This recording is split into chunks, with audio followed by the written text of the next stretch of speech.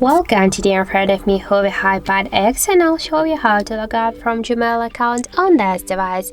So let's just open the Gmail application, and after that click here, and we can see that we're logging into two accounts at the same time.